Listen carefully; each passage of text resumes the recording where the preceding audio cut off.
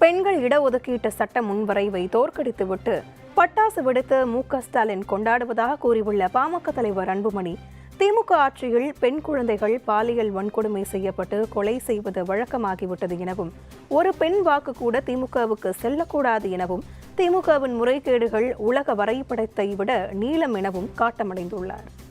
மோடி அவர்கள் கொண்டு வந்த மகளிர் இடஒதுக்கீடு சட்டத்தை, அந்த சட்ட மசோதா நகலை ஒரு முதலமைச்சர் அவர்கள் அதை எரிக்கின்றார் என்றால், இதை விட தேச துரோக செயல் ஏதாவது இருக்குமா?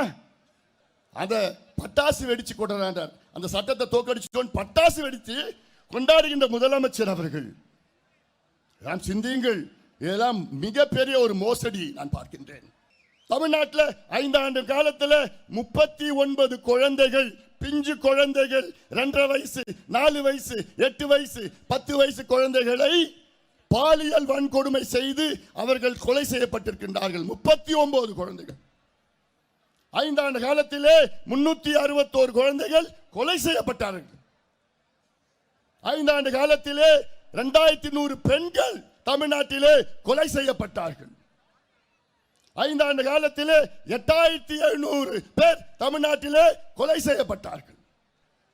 தாய்மார்களே, பெண்களே, பெற்றோர்களே, உங்கள் பாதங்களை தொட்டு நான் கேட்கின்றேன், ஒரு ஓட்டு கூட திமுகவுக்கு போடாதீங்க. துப்பு கெட்ட ஆட்சி, பெண்களுக்கு பாதுகாப்பு வழங்க முடியாத ஒரு முதலமைச்சரை தூக்கி எறியுங்கள். திமுக ஆட்சியை தூக்கி எறியுங்கள்.